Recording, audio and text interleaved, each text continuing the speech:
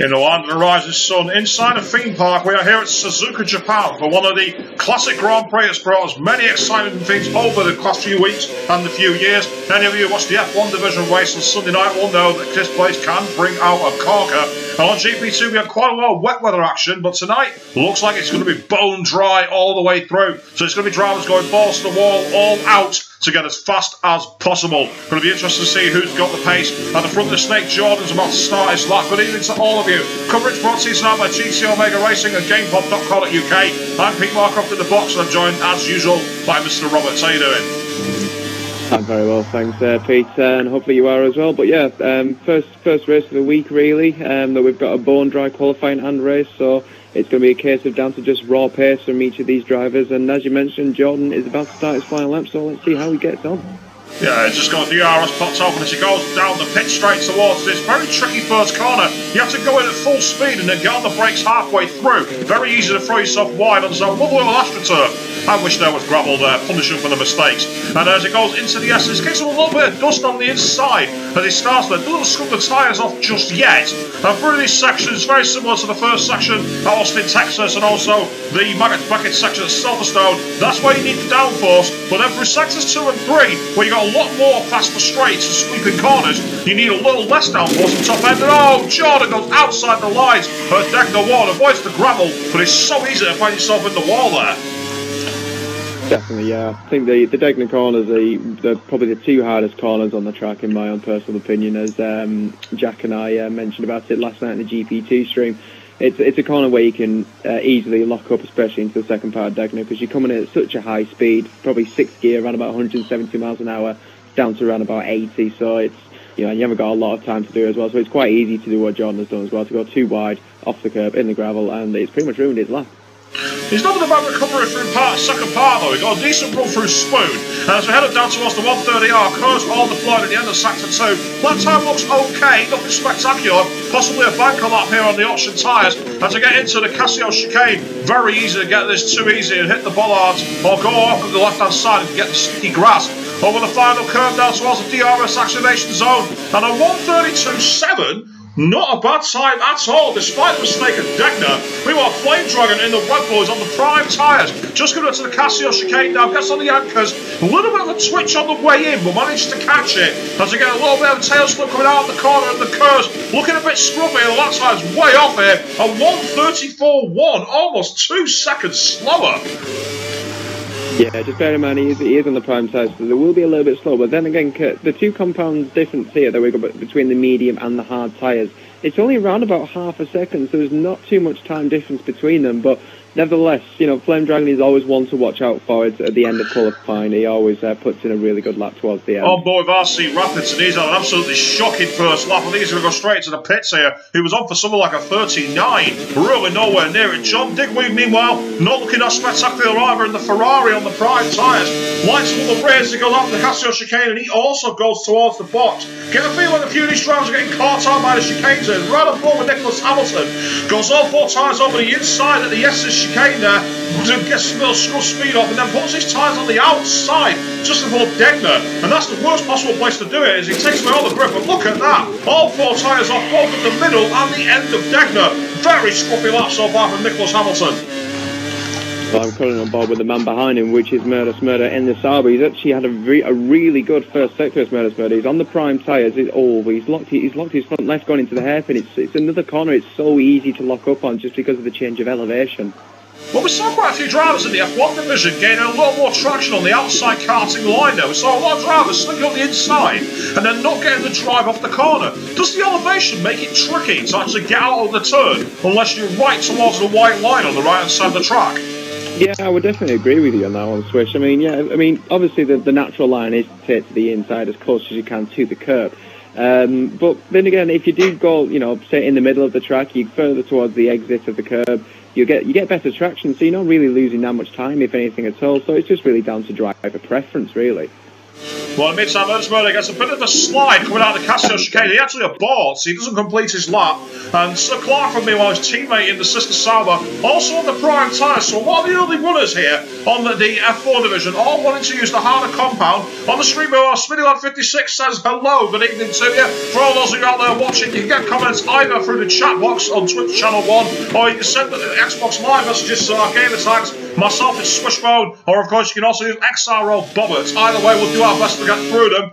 John Digweed's just starting an outlap on the prime tyres. Well, Crazy Fish on the options has made a big mistake at Spoon. It's his outlap, so he can afford to do it, but he's got to make sure he gets the line right on the hot lap there. Last thing you want to do is find yourself going up on the inside or the outside, because you do lose quite a lot of time at Spoon.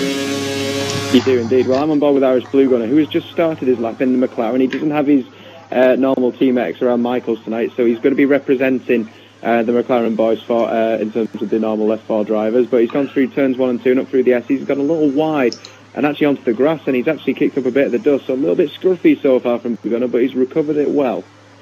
Yeah, the thing about the S's, of course, it's one of those parts of the circuit where you need to have maximum confidence in the car. Smitty asked, is it a 50% race tonight? Yes, it is. Only the F1 and GP2 100%. I think the next time you'll see the likes of the F4 and the Tier 6 guys going around the 100% distance will be in a couple of weeks' time at Abu Dhabi. So you can always check out the day-night race there. Irish Blue Gunner going onto the inside. You can see what I mean. Look how much traction he lost on the middle of the corner there when he tried to almost straight line the inside of the hairpin corner.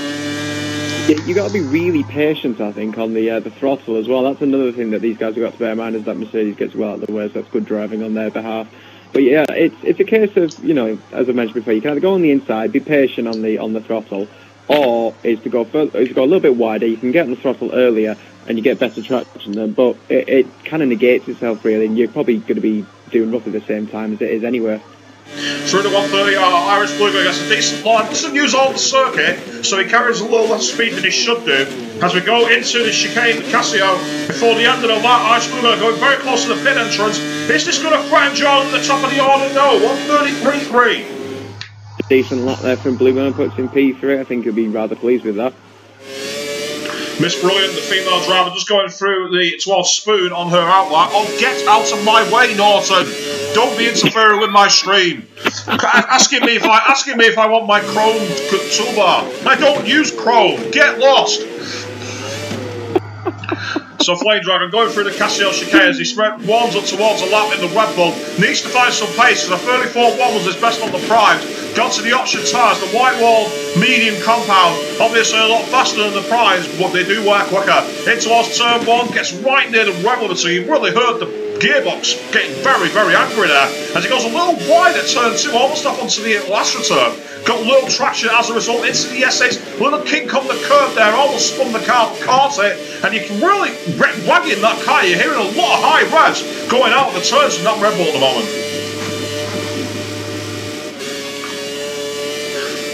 Really letting the reds get to the red line, misses the inside apex of Deckner 1 and almost goes on the circuit. Oh, there's a lot of DHL rubber at Deckner 2, he's actually gone over that. Managed to flip over his car, but that will have slowed him down. Whoever's gone through that has ruined his lap a bit there. It's probably cost him 3 or 4 tenths.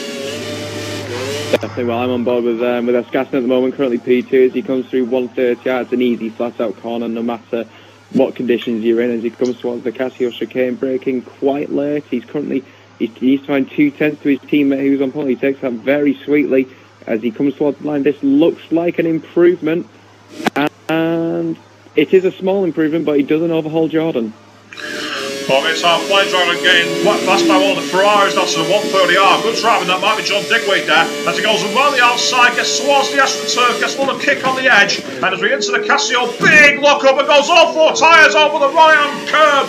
That's something you can't do. You will get a penalty. Of course, you can now get penalties in qualifying if you're seen doing it. And he only gets, like, I think actually got 33.5 is all he got on the option tyres. Again, a 6 tenths. Miss Brilliant, meanwhile, in the Lotus on the option tyres. Let's see what she can do as we go into the Casio. Another look up there. Driver's really struggling to get the car slowed down after the high-speed apex and the 130R. Going on the outside, look from the DRS, a small improvement, the 33.5. Only good enough for 6th though. Temper 3 day on the 34.0, not doing too bad, but he's on an outlap. Murder on the Sauber, back on the prime tyres. Really got it all to do here. He's down in 8th place, going through the essays. little lack of confidence there, not really pushing the car and not really wagging the rest at the moment. Murder's Murday's definitely down on his confidence here. Going through deck the 1, Murder's Murday trying to avoid all the debris at deck the 2, and he beautifully rides that, goes right through the line. Marshall's on the cleaner, oh yeah, but he doesn't need them to get out of the way. Into the hairpin corner, let's see if he favours the tighter line here. Tries to go towards the middle, but then gets poor traction. Almost misses the actual point to get on the acceleration. Gets a bad clutch bite point, and that costs him a little bit of time. Murder's Murday heading into Spoon Curve. Gets a nice run on the first apex, coming around the second one. What's his kick like here? He's going to go wide onto the AstroTurf. Not really, doesn't try and push that too wide, trying to get the maximum straight line speed out of it. Do you gain an advantage by going off onto the AstroTurf there, on the outside of Spoon? You gain a small advantage, yeah, because it means that you can straighten the car up a lot quicker compared to if you're just trying to avoid the curb altogether. But it is one of those curbs, like we've seen on Bahrain, that can kick you out quite easily and throw you into the wall. So the drivers have got to be a little bit careful. But yeah, definitely if you get that car a little bit wider on the curb, you know, 2 wheels on the track still obviously, or to avoid any sort of track extension, that it is the quicker way around. Well, it's Sir Clarkford in the sister Sauer down in P9, almost on the same pace as his teammate. Very good effort there. Goes towards the debris. Deckner 2 manages to avoid that beautifully. Looks pretty good on the string. Fuzzy37 says evenings. Evening to you too. Into the hairpin corner. Clarkford again says the same kind of line as his teammate, but goes a little wider. And you can see that the car bits out the corner a little better there by going towards the outside apex. Definitely where you can get the extra pace. Down towards Spoon Curve, used all his curves already. Bit of a surprise to see the curves already depleted there, and I thought most drivers might want to favour it down to 130R. RC Rapids has gone third on a 33.0 on the prime tyre. That's really very fast. Really respectable time from Rapids. Well, Clarkford now down to 10th place. The result of that goes through the 130R. No problems getting round inside the white lines. Head towards the Casio chicane. Breaks a little too early there and actually goes over the inside as a result. That compromises him, throws it off wide, and he actually gets a big spill on the curb there. Rode too much of it. He might have been improving, and it's a 34-1. He goes to P9, but he would have got more enough out of that, I would have expected. Murder's Murday still on the prime tyres. Not willing to change onto the options. Really surprising. Craig Senna, meanwhile, the sub-driver in the Lotus, coming down in 12th place, going through Spoon Curve now on the prime tyres, goes a little wide there, tries to straight line the car though, and actually might have gained a little bit of time, despite going wide. Line back on board with P5 man, Irish Blue Gunner in the McLaren. He's on in another set of options as he's just gone through the hairpin now. As of looking behind us, a flying Red Bull, which will probably be Flame Dragon actually, because he's been tend to known to be flying up elsewhere on this game rather than staying on the track. In the meantime, Craig Senna gets decent bite off the final chicane. Has this an improvement from him? Small improvement, maybe a couple of hundredths. Not enough to change the position anymore. Nicholas Hamilton has not yet set a lap time. He's on the option tyres, and it really is do or die for Nicholas Hamilton. If he doesn't get this lap in, he will be starting at the back of the grid. Heading into the hairpin corner from McLaren. Can he get this turning quite decent? Not a bad apex there, but he lights the tyres a bit too soon, not showing the patience that you require there, Bobbert. So as a result of that, gets a little slip, goes wide, tyres onto the grass. This is very scrubby with Nicholas Hamilton, a man who's desperately hanging on the edge, and I don't think he's going to make this. For those who wanted to know, Irish Blue Gunner did not improve on his lap time. He went far too deep into the Casio chicane. That cost him about half a second. Now on board with P6 Flame Dragon in the Red Bull, who's only on the 33.5 at the moment, so a little bit down on what we're used to seeing him, because he's normally at the front end of the field in qualifying especially, but he's going through the S's now. He's taken it really well so far, actually. So far, Nicholas Hamilton has completely straight-lined the Casio chicane, trying to make it. He's made it to start the lap with a second to go, but that was a complete debacle, completely on purpose. Didn't even try to make the Casio chicane, just went straight through it. Absolutely disgraceful. And if you thought he was going to get away with it, I've seen it. You're busted. But get the handcuffs. So that's Cassie meanwhile has got some traffic ahead of him and he's going to hit the back of the wall. Oh wow! How did he manage to avoid those two Lotuses? That was amazing car control from Cassie. He'll be furious, I say, that they blocked his lap there. If he was going to improve and beat his teammate, I don't think he will now. And maybe he's going to hope he's got his brown trousers on, because that'll be a big stain otherwise. Oh. He gets an improvement despite that, 32.6. Great performance. Irish Blue Gunners on an in-lap. He's not going to improve. Flame Dragon in the Red Bull. Is he going to be able to threaten the top guys here? Going to be mightily close. Is he going to get a little bit of a slipstream here to help close the gap to the front? A 33.0. Good enough for P4. Irish Blue Gunner aforementioned on a slow lap. Murday, meanwhile, on the prime tyres. Is he going to improve from this 34.1? Looks pretty decent. 33.7. And here comes Nicholas Hamilton, by hook or by crook. He made it for an extra run and he's gone wide of the 130R. I'm going to have a few black marks in my book against his name for this one, that's for sure. Going through the Casio chicane, Nicholas Hamilton gets a decent run off him, goes a little wide. And I think this is going to be a very slow lap time in the 134s on the option tyres. Good enough for P12. And Irish Blue Gunner goes to the pits. So here we are. It's Jordan on pole position with Wisconsin right behind him. So the Mercedes lock out the front row. Art imitating life. RC Rapids in third and then Flame Dragon in the Red Bull in fourth. We're talking about Noah's Ark. Crazy Fish 134 in fifth. Irish Blue Gunner in sixth.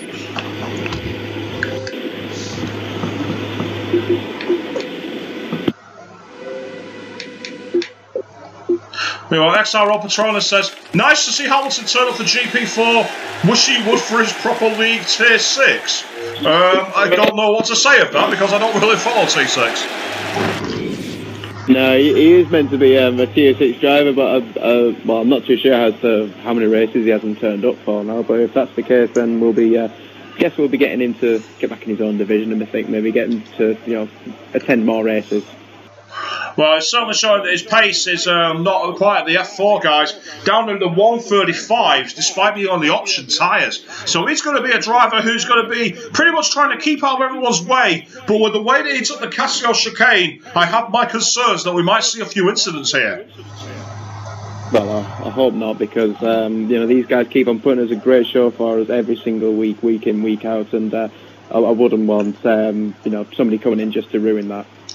Exactly. Now, of course, look at the bright sunshine out in the pits there, viewers. 0% chance of rain. We'll give you another final rundown, carrying on from where we were. In 7th place, we've got Miss Brilliance. Then 8th place, Murders Murday. We've got 9th is 10th for 3 days. To Clark in 10th, sorry. Then we've got John Digweed in 11th. Nicholas Hamilton, we've just had a discussion about him in 12th. Craig Senna down in 13th. Don't think he even made it to the start. And Sick Harry is down in 14th before we round off the back of the grid where we belong in the commentary box. As I say, Suzuka's one of those circuits where it's narrow, very easy to get caught up in incidents. It's high tyre wear, it's medium to low downforce, and it's a very big, tricky challenge for the drivers. Pop quiz then, Mr. Bobbett. Who's going to be your money on for the victory? Well, I can't believe I'm going to say this, but we've actually got a Mercedes 1-2, and Jordan looked really good in qualifying. He had the best part of half a second nearly on his teammate, and if he can keep that up, then he looks good. But you can't discount the fact of RC Rapids. He qualified third on the prime tyres, so I would pick one of them two, but I'm going to go for Jordan. Well, in the meantime, Fozzy37 on the stream says the lucky buggers, no rain. Yeah, it's unusual that we get that. Interesting, Temper3D just sent me a message, and he's in the mix. I've had a couple. Same comment that was mentioned earlier on before. Again, guys, I'm not the one to ask. Bobbert, you're the division head. Perhaps you can clarify this one. What would that be? The comment about Nick Hamilton racing here when apparently he's not turning up for his own races. Yeah, that's like I said. I was not aware of this until obviously that it's now just been mentioned. So I'll speak to him afterwards and I'll see if I can get him to race in his own division as well as. Okay, well, Fozzy37 says Ascarson for the win, so we got a bit of a split in the bottom opinions here. Get your opinions coming in, of course, on the stream, either through the chat box on Channel 1, or you can send messages to either myself, Swishbone, or XRL Bollocks through Xbox Live. But the best way for us to bring you coverage of this is getting out to the circuit. 27 laps and all coverage will be brought to you by GTL Mega Racing and GamePod.co.uk, live and exclusive on Twitch.tv, and your opinions matter, so keep them coming in. Then Swish, what's your opinion? Since I asked you that last week, I'll ask you again this week. Who's going to win? Well, to be honest, I'm actually going to go and vote with RC Rapids with his pace on the prime tyres. But if he gets stuck in traffic, anything's possible. Definitely.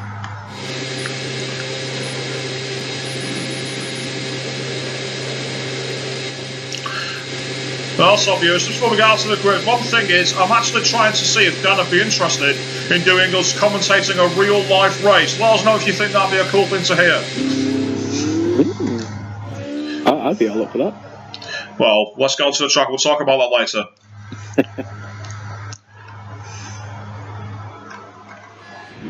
So on the grid in the land of the rising sun at Suzuka, Japan, one of the classic Grand Prix. We've seen Senna and Prost collide at turn 1. We saw Kimi Räikkönen come from 18th place to win in 2005. And we saw Kamui Kobayashi get a podium here in 2012. And we're going to see more fireworks here this week. Dry weather, plenty of opportunity, and lots of potential for overtaking. And once those 5 lights go out, we will be racing. And it's lights out, and away they go. We have a short run down to turn 1 and a good start for Jordan, but his teammate Ascars is trying to close up behind him. Meanwhile, RC Rapids on the prime tyres has really done well. That's circle running outside, he's off the circuit, and his teammate has gone through to 3rd place. RC Rapids under big pressure, and it looks like there may have been an incident between the 2 McLarens back towards the back there. Not quite sure who's caught with that. We've got RC Rapids now in 3rd place all of a sudden. Irish Blue Gunner in 4th. So what happened to that sister Red Bull? Went ahead of RC Rapids and disappeared.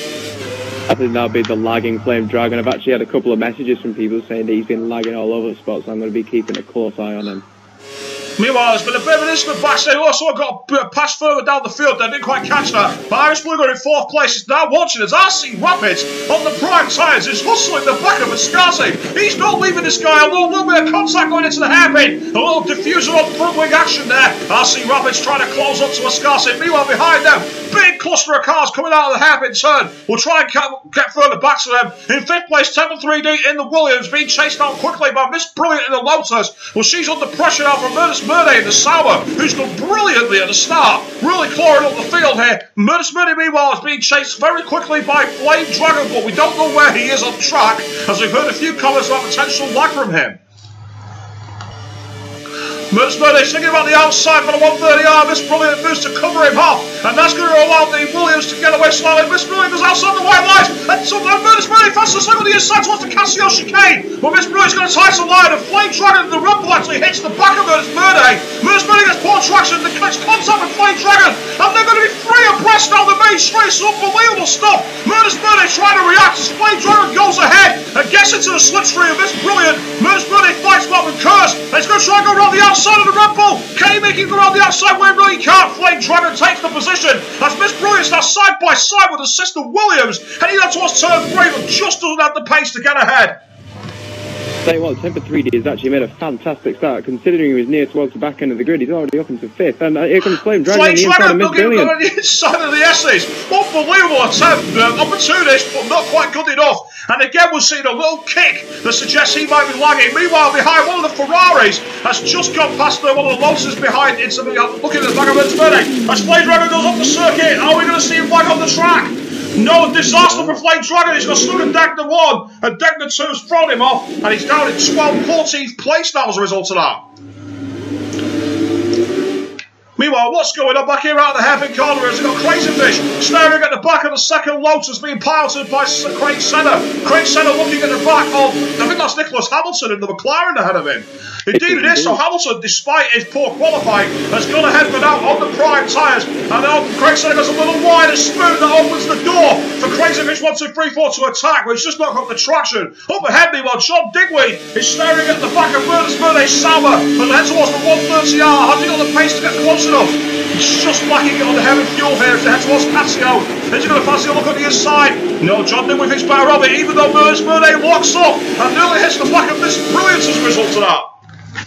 One thing we have missed, Swish, is Ascari, and he's now leading the race from Jordan. Just shows that you've got so much action going on. As Craig Senna is back with Crazy Fish 1, 2, 3, 4. Trying to attack him in the Ferrari, goes on the inside towards the pit straight. And this should be a case of breaking first to turn 1. Crazy Fish gets the brakes done beautifully there to take 10th place. That's what this battle's over, would you believe? 1 point in the championship, and they're scrapping like it's the world title itself. Oh, it's getting kind of like World War III going on here. John Digweed now staring at the back of Murday is trying to catch up to the Lotus under this Brilliant, and Murday's got poor traction at the end of his essay, so John Digweed might fancy a look here towards Degner, but he realises there's no way through. It's a 1-car line, so he's had to back out on the move for now. tell you what though, Jordan is not letting his teammate go, and these two Mercedes could be working together. But then we just see Crazy Fish go past someone who went wide at the Degner there. I think that might well have been. Oh, yeah, it was one of the Lotuses who got big works. Like little lag action there. Nicholas Hamilton gets hit by Craig Senna, and as a result, he's down to 12. Sick Harry is now in 11th in the Sister Williams. Sick Harry fancies to move on the inside of Spoon. He's going to go wide. That's going to open the door for Hamilton to attack him down to the 130R. Meanwhile, Flame Dragon is still in the back of the pack and still very much lagging. Actually, Rapids is looking very dangerous on the back of Jordan, and bearing in mind Rapids is on these prime tyres. Considering it's 50%. Murders Murday tries to go around the outside of Miss Brilliant into Casio, but Murders Murday's taken the position by going through the chicane, and he lets Miss Brilliant back through, but she goes into the pits. Now, I think she did pass him. I think she just passed him by about 2 metres there. Now, as a result of that, he's got DRS, but John Digweed with the Ferrari has got the same advantage now towards turn 1. Can he make a move on the inside? No, Murders Murday goes off the circuit, and John Digweed takes 6th place. Are you surprised to see guys pitting after 3 laps on the option tyres? Well, considering on a 100% race distance, you were finding people pitting on lap 8, so you expect people to pit on lap 4, but then again, I can only presume that obviously with the likes of Ascassen and Jordan were very close to each other, then obviously one's having to pit obviously earlier than the other, so they don't stack up. So I'm not surprised in a way, but in other ways I am. Well, RC Rapids is actually attacking Jordan now. He's gone wide at the hairpin. RC Rapids has got a chance here. On the street, Spinny Ladders asked, did we see the hot lap that Cormaster put up on the 2014 Ferrari? I did. And to say I'm not impressed is an understatement. The fact is, the car still had a beam wing, which is banned in the regulations, and the fact also is that the car still handled like the 2013 cars. It seemed that it had way too much grip coming out of the corners, and apart from the odd sound of the tyres and the little kick of the turbo, it didn't seem like it was any different. Very disappointing. Obviously, that's Swish's own opinion. Get your own opinions if you have seen it, but then again, I actually do agree with Swish. I thought it was a little bit lackadaisical. Mertz Murday's got a look at the back of the sister Ferrari as they're heading towards the Casio chicane, and he's not got the traction to attack there on the option tyres. John Digweed now, is he going to go into the pitch? No, John Digweed decides to hang out and keep on going. That's going to open the door for Mertz Murday. Has Jordan got into the pitch? Because someone's in the pit box there. Who is that? Who's in? That is indeed Josh Ascassen. Jordan had already pitted the lap before. So meanwhile, big mistake from one of the Williams, a 7-3D there, John Digweed. These Mercedes are going to be side by side into turn 1. Jordan's having a look, but he's just backed out to Ascassen, and then says that Jordan's on the inside in turn 2, and he overtakes his teammate. Wow, I didn't get that. Great job from him. Nicholas Hamilton, meanwhile, is now up in 6th place, with Craig Senna chasing after him in the Lotus. These guys who are subbing from the lower divisions doing a decent job so far. There might be a few cloudy circumstances to how they qualified. Well, that's not the point. And Murders Murday looking at the back of John Digweed, who's attacking Temper 3D, who's really struggling now in that Williams, really finding it difficult to control, despite being on the prime tyres, which last longer. And John Digweed's having a look on the outside. Very brazen move from Murders Murday, trying to really go the long way round, but not been able to attack. There's a 4-way battle now going on from, I believe that will be 6th to 9th place, which does involve the 2 Mercedes drivers that have made their pit stops, and in front of Jordan, I'm just going to have a look and see who that is. It is the Lotus of Craig Senna, and he's behind the McLaren. And he's got wider smooth, so Jordan thinks about going to the inside of the second part, but Craig Senna covers him off, and that's going to open the door for Ascassen now, because he got poor drive at the corner there, Jordan. So Ascassen now has got a real chance to attack, gets into the slipstream of his teammate, who's looking at the back of Craig Senna. Surely he can't think about doing this. Going around the parent at 130R, Craig Senna goes, and Ascassen as a result of that turns to the inside and gets ahead into the Casio chicane, goes a little wide, but gets the traction and is able to take the position. But with the DRS now, he has a job to take that straight back. Ascassen will have DRS himself, though. He's only a second behind the cars in front, so that will be negated.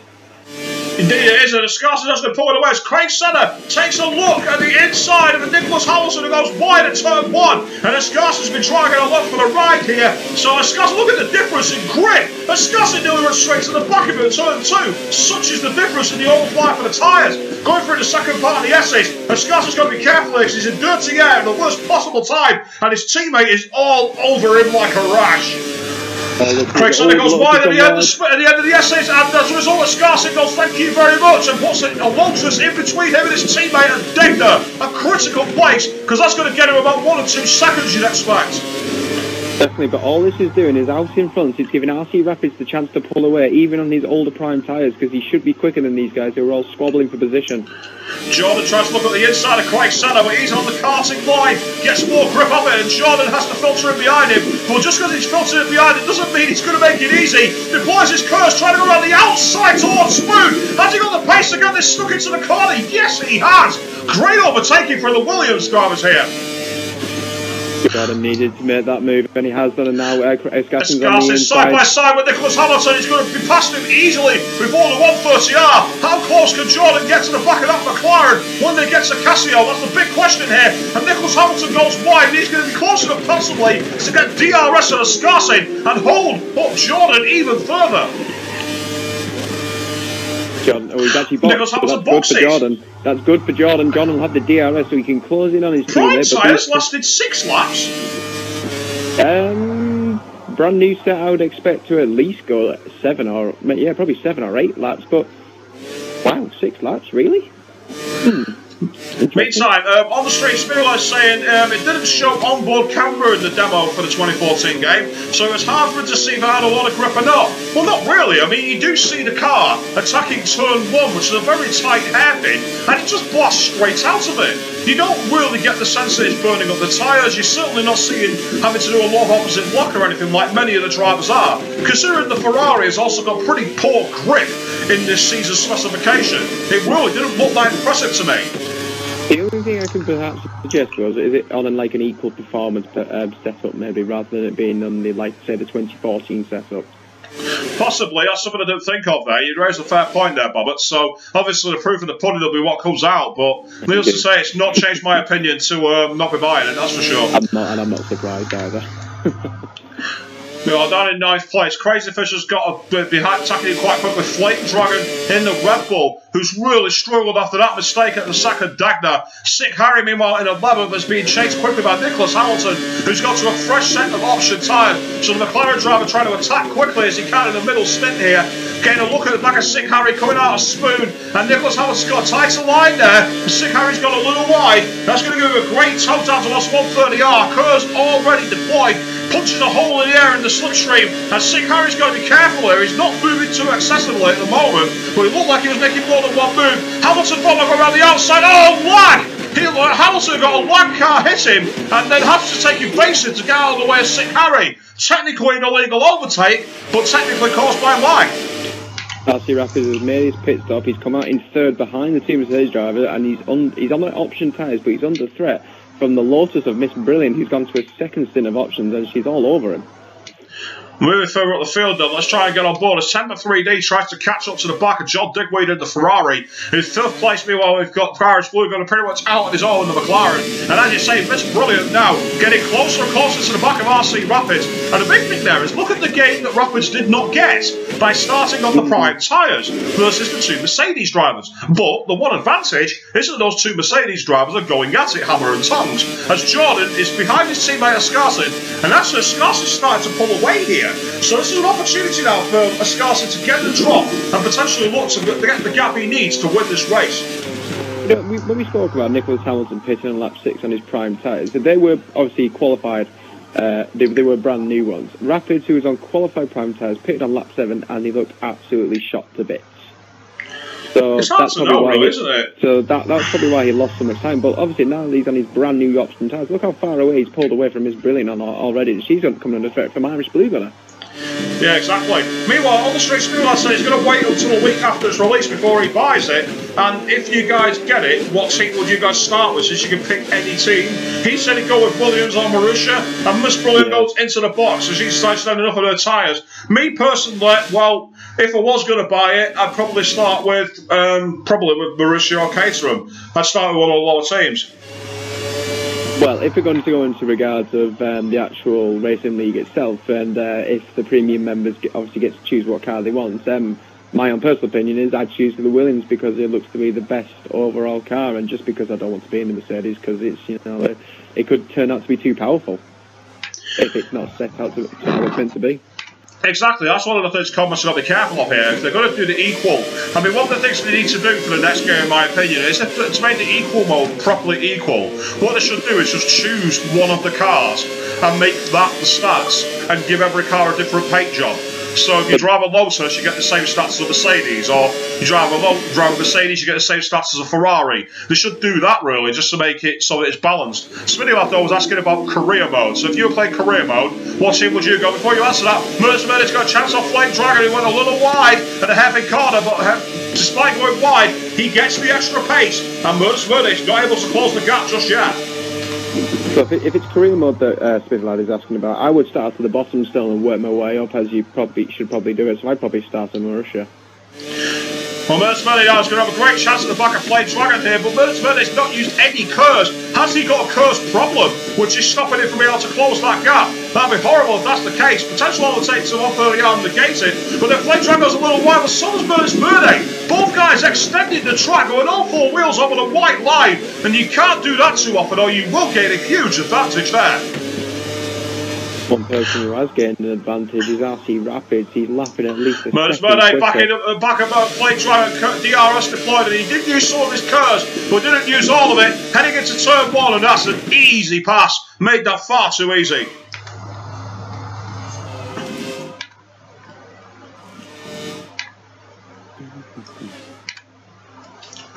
Moving on to the front, you did mention RC Rapids, and he has started to close the gap on Jordan, who's not really touched his teammates' gap at the moment in the Williams, the Mercedes, sorry. So these guys definitely the ones in charge, and they're bringing big gap back to Irish Blue Gunner in the McLaren. So these guys have really got a decent gap so far, and it looks like it's going to be this far fight for the podium. Definitely, yeah. I mean, Jordan's actually lost a bit of time to his teammate, and instead of him probably attacking his teammate, he's going to have to defend from Rapids from behind. He was catching at him at a really fast rate of knots. Meantime, XRL Patrona says that Jordan's actually looking really strong here.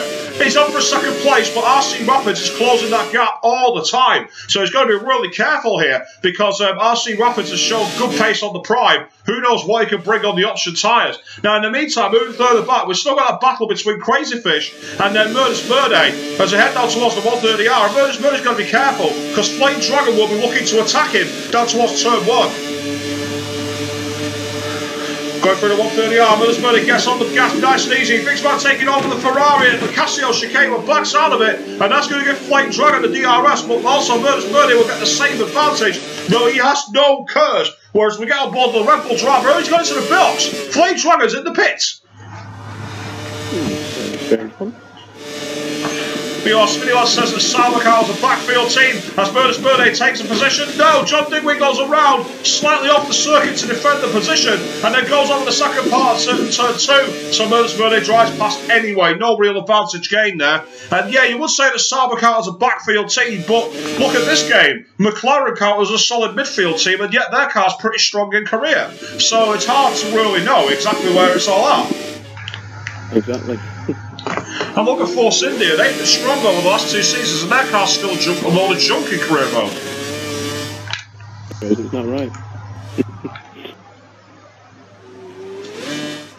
So Nicholas Hamilton running on his own in 14th by a long way. Sir Clarkford now in 13th. Then we've got Flame Dragon in 12th. All drivers still driving so far as we're coming close to the halfway distance. Great opportunity. Flame Dragon down in 12th place now on another set of prime tyres. The Sick Harry in 11th for Mercedes for Williams. Then we've got Miss Brilliant who's in 10th after a pit stop. We've got relatively clean air. So an opportunity for her to attack and start to claw the gap back.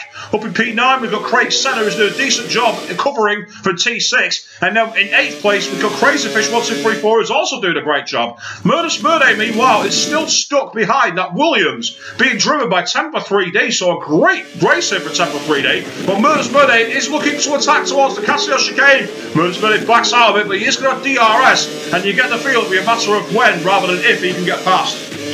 Jordan has made his second pit stop, so you're aware. He's going to come out in the DRS battle. wide open, and Murders Murday may actually come out ahead of Jordan here. Indeed he does. So not only has he got Murders Murday ahead of him, but he's also got Temper 3D in the Williams. Jordan can ill afford to get stuck behind these guys in traffic.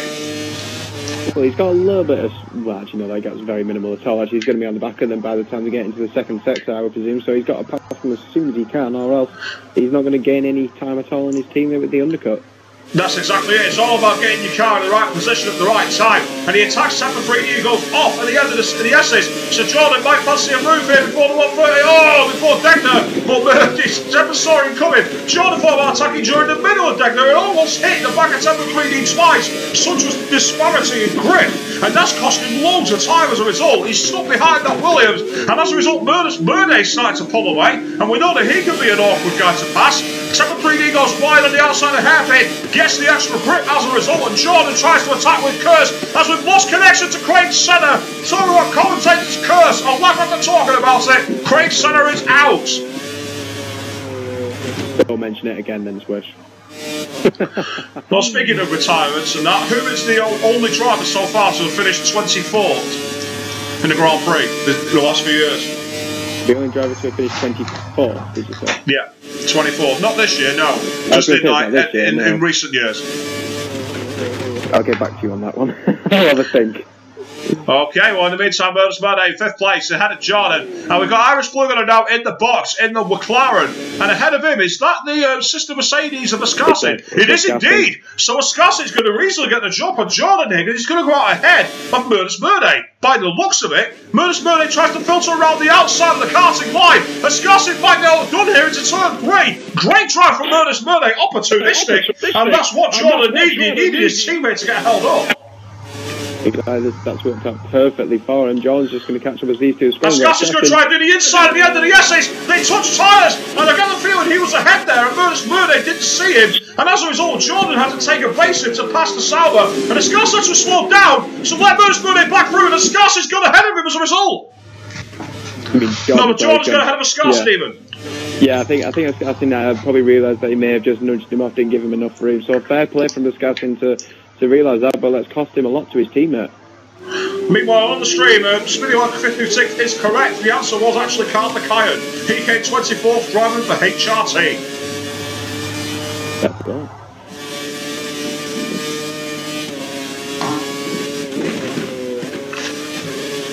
So Ascarsin now looking at the back of Murders Murday in the Sauber, who wants to get past this driver as soon as possible and get after his teammate, who will be rubbing his hands with glee, having seen his teammate have to pull over and let both him and Murders Murday through. And Ascarsin's going to the inside as well, with a huge gap on the outside, and the 130R is going to be careful to go on the circuit here, and he manages to make that stick beautifully. I wonder if he's going to come behind the likes of RC Rapids, who's just made his pit stop now. Unlikely. RC Rapids is only just coming out of the box now. Jordan's gone through, and you get the feeling that Ascarsin's going to follow him very quickly. Indeed, there he goes. Because you've got Miss Brilliant now in 5th place, and then in 4th, we've still got Murders Murday chasing after Ascarsin, but that's going to be a pretty futile chase with a difference in the tyre wear. And Murders Murday's got to be careful now, because Miss Brilliant's shown herself to be quite a strong driver, and he doesn't need to get into a battle now. He needs to be thinking about when his pit stop is. I get the feeling Murders Murday might want to stop in the next 3 laps or so and try and go near to the end on one stint. Definitely, yeah. So one person who has impressed me so far this race, we may only be halfway through, and that's John Digweed, who's actually currently leading. But that's that's because I think he's only made the one stop and he's been on 2 sets of prime tyres. But he's doing a really good job here. Spinnyman's actually raised an interesting question, saying who replaced Clean for the rest of the 2006 season? Well, that would have been when Christian Clean was driving for Red Bull. Red Bull, yeah. Yeah. Now, obviously, David Coulthard was one driver of that team. Wasn't Liuzzi, because that was when him and Scott Speed were sharing the Toro Rosso. So it wasn't Liuzzi, it wasn't Scott Speed. Who was the other driver who did that? I can't remember, actually. It wasn't Pedro De La Rosa, was it? No, it wasn't him. He was driving for McLaren. He replaced Juan Pablo Montoya. So he did, yeah, that's true. Miss Brilliant looking at the inside of Murders Murday, the 130R, heading towards the Casio chicane. Is she going to try and go around the outside? No, Murders Murday holds off, retains position. John Digweed actually goes in the box from the lead, so Jordan will take the lead, but he's going to be in a good position here, John Digweed. He's coming on to he'll do 2 sets of options, and he will be lightning quick. Well, Miss Brilliant's going to blast past Murders Murday on the DRS into turn 1. Be cool as you like, that was pretty much done and dusted. So Miss Brilliant now gets ahead. And Murder's Murder is under pressure because behind him now is the aforementioned RC Rapids, who's come out in 5th place and attacking the back of Murder's Murder. And look at that, drives clean round the inside of him, halfway through the S's. Such was the difference in grip. Very confident driving from RC Rapids there. Meanwhile, Smearwad's asking, do I give up? Not just yet, I'm going to think this through. So am I. RC Rapids gets up to the diffuser very, very close to the back of Miss Brilliant, and he fancies a move into the hairpin. She goes tight to the inside, oh, and then drifts wide, almost deliberately, and RC Rapids has to filter in behind her. Well, not technically illegal, but you can argue whether it's in the spirit of the rules. Heading towards Spoon Curve, RC Rapids stuck very tight in the slipstream of Miss Brilliant, and he's committed to the inside of Spoon Curve. Can he make this work? Oh, that's beautifully done! Guess that's stuck up the inside, gets on the brakes and takes the position.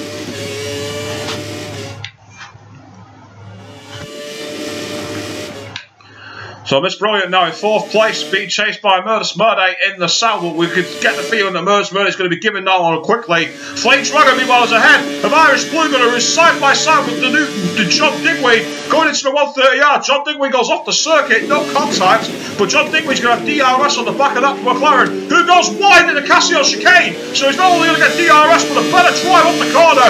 And Irish Blue Gunner's under real pressure here. Going to get the flat wide over. John Digweed should be able to blast past. But I think at the same time, Irish Blue Gunner might have the same advantage because he's actually pulling away from John Digweed. Unbelievable. He doesn't. He's gone wide. Could give John Digweed an opportunity, but no, he's not close enough, even with those option tyres. John Digweed stares at the back of the McLaren of Irish Blue Gunner, trying to get past as best he can, but the Yeses are really compromising him here. As it goes up to the inside, how tight can he take this? It's going to be really, really close, but he's just not got the traction to attack. And interestingly, up ahead meanwhile, we've got, I think that's actually Flame Dragon, now all over the back of Murder's Murday, coming into the second deck there. Murder's Murday goes a little wide, Flame Dragon's not make the same mistake, gets on the inside, he's going to have a look around the outside of the hairpin, possibly. Just a bit too far behind, goes onto the marbles, and that's really going to slow him down. Irish Blue Gunner gets into the slipstream down towards Spoon. Irish Blue Gunner looking to attack Flame Dragon, trying to go around the outside. Flame Dragon's committed to the inside corner. There's only one way through here. Flame Dragon gets it stuck on the inside, but Irish Blue Gunner will now try and attack down towards the 130R. Well, Murder's Murder is going to give a toe to Flame Dragon, who pulls to the inside, and John Digweed in the option tyres of the Ferrari, meanwhile, is looking to attack. Murder's Murder is potentially going to get mullered here, because Irish Blue Gunner is trying to go around the outside, gets contacted by the Sauber. Flame Dragon and Murder's Murder both go off the circuit. Irish Blue Gunner can't close the gap, makes contact with Murder's Murder, and tries to go around the outside of Casio. Has he made this stick? Yes, he has! And John Digweed's also followed him through.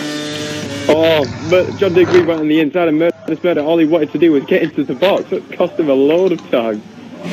Opportunistic driving there for John Digweed. Gets the DRS flat closed. Not close enough to get to Irish Blue Gunner at this time. But the McLaren driver, oh, Flame Dragon whacks on and off the circuit. Not what we want. Stop doing that. We're enjoying. Well, what the hell is this? Come on, viewers, commentate on that. I can't. That's unbelievable.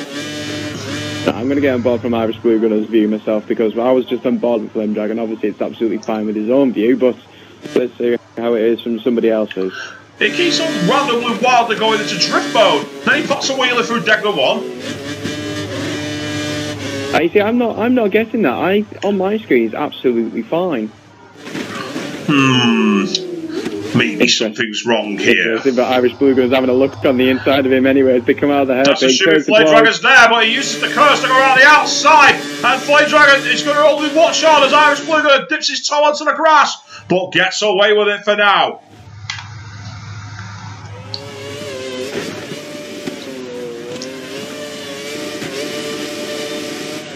Potential opportunity here. Gets into the slipstream down towards the 130R. Opportunity for Flame Dragon, but he's just not close enough at this moment. And he's got to watch out here, because John Digweed on the option shot Ferrari is really catching up to the gap. And no, Smitty, I'm not thinking. I've not got time to think at the moment. Going through the Casio chicane, John Digweed attacking the back of Flame Dragon in the red ball. And Flame Dragon can just about holding him off, though. Just got the straight line pace to resist. But there goes the DRS flat from John Digweed as he tries to catch up. But you get the feeling that Flame Dragon's got the same advantage on the back of Irish Blue Gunner. Irish Blue Gunner has been able to struggle and resist him. You know what? I'm going to answer Smithy Lad's question, and I believe that the answer is Robert Dornbos. Robert Dornbos? Wow, that's a name I've known for a few years. It just clicked into my head as I was thinking about it, and well, I hope it's right anyway. Well, wait for Smitty's comment on that. Meanwhile, John Degway gets into the slipstream of Flame Dragon, who decides to have another twist off, and it was indeed Robert Dornbos. I forgot he existed, Robert Dornbos. Couldn't remember the guy. 10 points for me there. For once. The Flame Dragon nearly goes off the circuit at a hairpin corner. John Digweed fancies a chance to attack in the Ferrari, and he deploys the curse to try and repeat the same move. Oh, Flame Dragon hits him with the outside tyre. John Digweed went slightly off the circuit. Flame Dragon's still on the inside, and they're going to be side by side and smooth. Flame Dragon's got to be careful here, and John Digweed filters ahead of him. Yeah, he's off Flame Dragon there to let him through, but his tyres are completely gone. I think that's probably why he went into him, so it's probably a good time for him to pit. Fozzie reckons it was a good Google, Bobbert. It wasn't. Look, Fozzie, you know if I use my Wi-Fi on my phone that I will lose connection, as it happened so last night in the GP2 stream, so why would I? Why would I dare risk that? RC Rapids in third place, looking at the back of the pair of the Mercedes drivers, but the gap between those three cars is pretty much stagnated. Not much has really changed between them. Irish Blue Gunner, meanwhile, having got ahead of John Digweed, the Flame Dragon, is still holding his own in fourth place. Good driving while Crazy Fish is in the box. And I think also we've just seen Flame Dragon come in for another set of prime tyres. So he's now coming out in at least 7th place, assuming no one else goes ahead of him. Miss Brilliant is now running ahead in 6th place. And yet Flame Dragon's fallen down the field because in 9th place we've got himself, Murder on the options in 8th, and he's behind Tampa 3D in the Williams, but he fancies a look to around the outside of the S's, has to back out of it because of the wider tyres of the Williams nearly forced him off the circuit.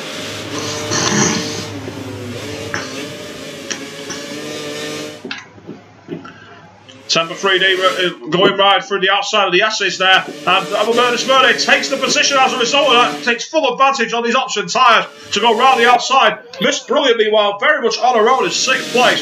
John Digweed slowly catching up to the back of Irish Blue Gunners. This is pretty much the closest battle I can see so far on circuit. Being asked by Smitty who were the last two Minardi drivers. That's an interesting question. Minardi were last in the team in 2005. I believe that was Patrick Freeshager and Christian Albers. That's another name I haven't heard for a while, Patrick Freeshager. Tampa 3D in 9th place, has got Crazy Fish all over the back of it. They're having a little bit of tongue-in-cheek action there. The diffuser being hit by the front wing, and as a result of that, Crazy Fish dives up the inside after Spoon, down towards the 130R, and easily takes the position. Crazy Fish now moving to P9. We've got a couple of people in the pits actually, just going to look at them. Oh, Crazy Fish turns in there because behind him, one of the drivers, that was the other driver, Crazy Fish. Tampa 3D went up the inside and nearly hit him. Managed to stop the car though and not lose any time. And no, Stuart, I did not say that name. I said Freeshager. If you chose to believe what you thought I said, that's because you're an idiot. Oh, that's because Stuart's very childish. But then again, I can't blame him for it. Flame Dragon now trying to fight his way back through the field in the Red Bull because Irish Blue Gunner is just ahead of him in the McLaren. Opportunity now for Flame Dragon to attack the back of this driver. Has really done the number on him down towards Spoon. Getting out of Degner, Flame Dragon lining up the tyres, not quite getting the traction as it heads towards the hairpin. You can see he's locking up the tyres and Flame Dragon really struggling to keep full control.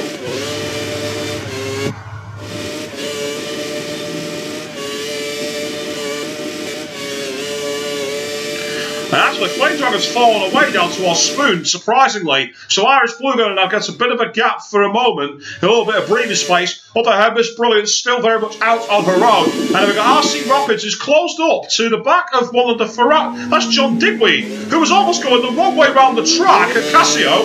And as a result of that, RC Rapids goes past him and Digweed goes into the pit.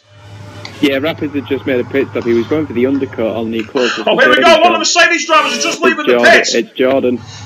So Jordan's come out ahead of Rapids by only 1.5 seconds.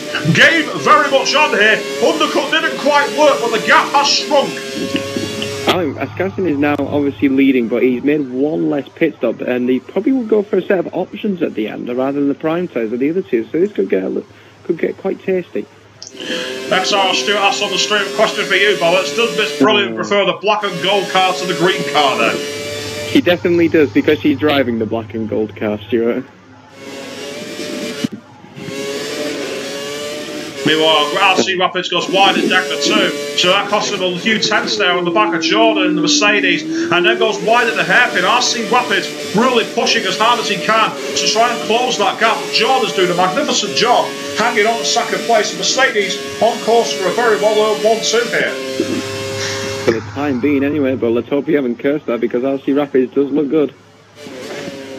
RC Rapids goes wide, slightly over the lines of the spoon curve, and that gives him a little less traction going down towards the 130R, and he's fallen away from the back of Jordan. The aforementioned Miss Brilliant still running in 4th place at the moment, but Irish Blue Gunner has caught up to her and dragged Flame Dragon along for the ride. Meanwhile, down in 7th place, Murders Murday, not having the strongest of races in Japan, ahead of Crazyfish 1, 2, 3, 4, but not by a huge margin. John Digweed now down in 9th place on the bizarre strategy, and Temper 3D rounds out the points for Williams in 10th, but Sig Harry's not too far behind him. He's on a very quiet race. Sir Clarkford in 12th. He's almost not been seen, he's been so out of the way. Nicholas Hamilton, well, he's just drifted along at the back by himself, and credit to him, not really got in the way. Askarsen's made his pit stop, and he's come out in 3rd behind both Jordan and Rapids, so Rapids has undercut him. Yeah, that's a big gain, isn't it? RC Rapids is about, what, 2, maybe 3 seconds clear there. And, so now Askarsen's on the prime tyres as well, not the options. He obviously is afraid and aware of the actual option tyres here, which is going to make life very tricky for him. RC Rapids making things tricky. Meanwhile, Spinny Lad's asked an interesting question, saying, name all the drivers who drove for Toro Rosso in 2009. Sebastian Bueno, Sebastian Bourdais, Jaime Alguersuari. That's a point to wish.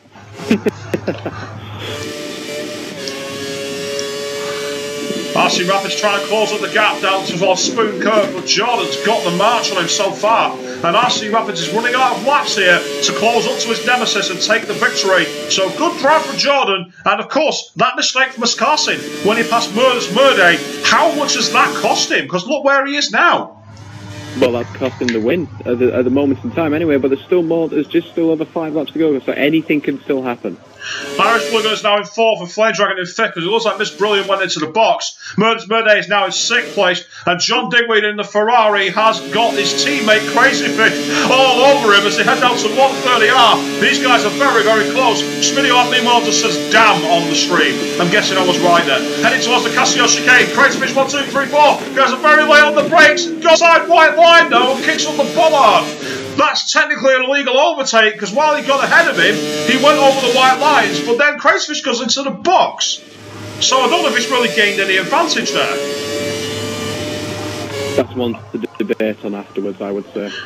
Miss Brilliant now in 7th place after her final stop. She's on the option tyres. John Digweed running very strongly in 6th place in the Ferrari. And then we've got Flame Dragon's recovered well after that incident at Degner 2, which put him at the back of the field to come through to 5th place. Good driving from him. Meanwhile, Irish Blue Gunners hung on and been very reliable for McLaren in 4th place. It's a matter of whether the tyres will give him enough life. Askarsen's going to the marbles of the hairpin, killing any chance he had of catching Rapids. And Rapids, meanwhile, is only able to watch as Jordan continues to streak away, and Nicholas Hamilton lets him through a spoon, and RC Rapids is going to make sure he doesn't catch the McLaren driver at the wrong point, heading towards the 130R. This could be a disastrous place to encounter a lap car here.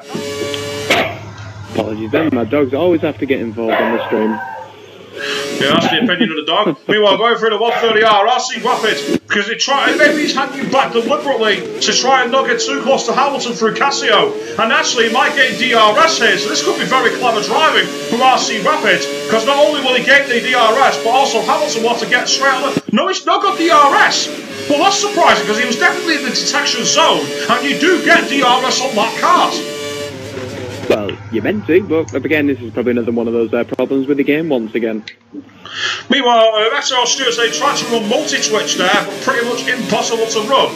I'm not entirely sure why. Maybe it's because the connection to GP3. But Escarcin now is all over the back of Nicholas Hamilton, and he's got the traffic in Sector 1 through the S's. There's no worse place to get traffic at Suzuka. It's one of the worst places in the world to get out of traffic's way. Meanwhile, Stuart sends a reply to your dog, simply put in woof. Who do you think? What's your name? Are you righteous tagging this guy? I don't know. I'm not the one who's told him that. No, not you. That was on to Stuart, sorry. Okay. Flame Dragon's still in 5th place, trying to catch up to the back of Irish Blue Gunner in the McLaren, but Irish Blue Gunner's just got the grip on him at the moment. But again, we've got a few more laps left. Those tyres could fall away. And John Digweed is 6th place, still very much ahead of Miss Brilliant. She's trying to close the gap, but her tyres look pretty worn. Maybe she's run out of tyres having gone on the qualifying, and that means she should be safe for 7th place though, because Murder is quite far behind. Potentially, yes, but then again, she did pit on lap 22, I think it was, so she should be okay. But it could be a case of that those are a set of tyres that she put on for qualifying, and they're not, obviously not 100% grip. I've been told by Spinning One that apparently there's literally only 2 people watching the other stream. Well, as I say, that's why we're running. You can choose whichever division you want to follow and ultimately choose your side and enjoy. Or, of course, if you've got multi-twitch, try and run it. And if you can, get the mute one of the commentaries and enjoy. But meanwhile, look at this. Escarcin out of nowhere has caught up to RC Rapids. I don't know if Rapids has made a mistake, but going through the S's, RC Rapids now is under big pressure here because Escarcin's less than half a second behind him. So we've got to scrap the 2nd place in the closing laps here at Suzuka, Japan. Potentially then as Rapids goes a little wide at 2nd Degner, but perhaps pitting a few laps later is going to help Escarcin at the closing stages, and clearly it's doing him good. See how wide there that you've seen that RC Rapids has gone in the rat ball, but with the negated strap and the grip lines. But look at this, Escarcin thinks about making a move now. He's not going to wait. Goes to the outside. Can he get his nut into Spoon curve? This will be very brave to go around the outside of Spoon. And he's run out of grip and has to let him through there. Good driving from these two, keeping out of each other's way. And Escarcin now gets him to the side. Look at that there from RC Rapids. Very defensive. Shoves across him, but Escarcin goes, "You're not stopping me, son," and goes past before the 130R. But that's going to give RC Rapids the high ground of the DRS towards turn 1 here. And it's a Casio chicane. He's going to go for it now. Oh, they've hit tyres. Escarcin's got through the chicane because of the contact. DRS will be available to one of them. Who is it who's got it? It's RC Rapids' own. Escarcin's got it as well. They both have, yeah. How have they both got DRS? What the hell's going on? Going down towards turn 1, Escarcin's using the advantage to keep the position. That's what the stewards will probably take a look at. Well, if you want my personal opinion from that, Rapids had the line into the corner. He sold Escarcin a dummy. He was ahead into the corner. I think that's Escarcin not realising that. Well, again, it's up to the stewards. All reviews I've done very much after a long time. They're not decided quickly indeed. Stuart thinks, meanwhile, that you need to have a very powerful computer to run multi-twitch fluently. That wouldn't surprise me, actually, because when you're trying to stream, the more RAM you've got, the better. Also, it might be a lot to do with your connection as well. If you've not got yourself having a 40 meg, 50 meg broadband connection, you may well struggle to run both switches. Don't forget as well, when me and Dan do it, we're both running 720p high definition. That's going to rate your bandwidth. Exactly. Perplexingly, Rapids briefly showed us P4 and then P3. Have we got a car ghosting maybe on track here? Because that seems a bit strange. Everything's fine on my screen, but there's actually a battle now for 6th place here, Swish. John Digweed, and there's that Miss Brilliant in 7th. Yes, Lotus, yeah, that'll be Miss Brilliant. I thought she might be catching up close to. We've only got 2 laps left here at Suzuka, Japan. So the John Digweed just probably got the high ground to hang on unless he makes an error. So let's ride up forward with Miss Brilliant here in the Lotus, who gets a better ride out of Spoon Corner, gets on the curves, and that's going to give her a chance to close up for DRS potentially down towards turn 1. But we've seen how powerful it is in the slipstream through 130R and into the Casio chicane. She hasn't really gained too much actually this time around, but she, as you've mentioned, she will have the DRS as the bollards have been taken out of the chicane, so someone's been a little bit naughty. Here we go. So John Digweed's under big pressure. He actually dips onto the gravel there, similar to Timor Glockman in 2009, but avoids going into the barrier. DRS deployed, curves being used, and Miss Brilliant. Is she going to fancy a late lunch? No, she's too far behind. And John Digweed's going to have the high ground through the S's. She's going to have to attack down to the 130R and almost use all her curves. That could be very much game over. Gotta hope that John Digweed, he's run a little bit wide through the S's so she can gain up through here, but she'll have the turbulent air through the top of the hill, and that is one place where you really don't want it, because you can easily go wide into the gravel, but this occasion she hasn't done that. Going through the S's now, Miss Brilliant gets a decent run looking at the back of John Digweed's Ferrari, and there's a bit of debris at Dector 2, and that's going to open a gap. Oh, Miss Brilliant rides over the foam, and is she going to fancy a lunge at the hairpin here? She's going to give it a go, goes on the inside, John Digweed commits to the outside, onto the marbles, and I think he may have been forced off the circuit because he went onto the marbles there. Miss Brilliant did not count up the car. Well, there was no contact involved in that. John Digweed did see the move coming, but if I was him, I probably would have broken earlier to get the cutback. So I deem that as nothing wrong with that move. As Jordan Dragon's attacking McMarris Blue Gunner, and he's on the outside to the 130R shade to Schumacher and Alonso here. Can Flame Dragon? Oh no! He's been hit by Blue Gunner and sent off into the gravel. I get the feeling that Blue Gunner should have gave that position up. Flame Dragon was ahead. That was on the final lap on the 130R. What a way to end the race. Not. Is he going to let him through? He is. He's let him through.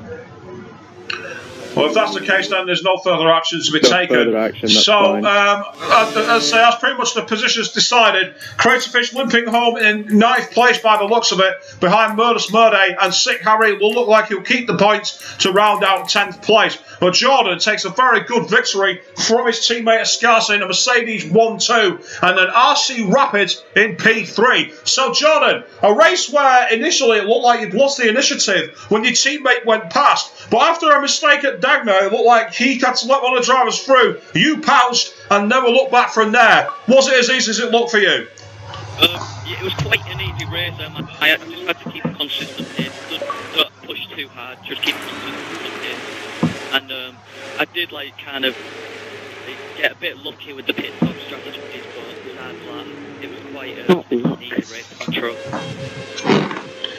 I'd say, it was still an effort to do that, so a great opportunity and a fantastic job here. Moving on to India then, Jordan. Do you think you got a chance of getting a repeat and a second victory?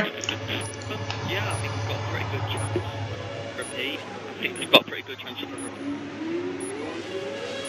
Okay, well, congratulations to you. We'll go over to your teammate then, Escarcin. In the early parts of the race, looked like you got the drop on your teammate, got control, got a gap, but then at Degner 2, we saw that error which forced you to have to let back through the Sister Sauber of Murdus Murday, and then that unraveled when Jordan went past. Was that the moment that the race was lost for you? No, it was the moment on lap 20. You see, me and Jordan had, before the race, said that the leader into the first pit stop would take lap 4, 12 and 20, and the guy behind would go 3, 11 and 19, so no one would get confused with pit stops. But Jordan decided that he would just go against that and pit lap 20. I had to do it for my victory. So you went against me? That's kind of a annoying. Oh, you'd put your mic off, wouldn't you? Yeah, so that cost me the win because I had to spend a lap in really crappy tyres. And yeah, and you've seen how fast it was catching Jordan before that pit stop he made. And I had to get out of the way of Rapids. Not get out of the way, past Rapids. And so that cost me a bit of time. And if it wasn't for that, that would have been my win.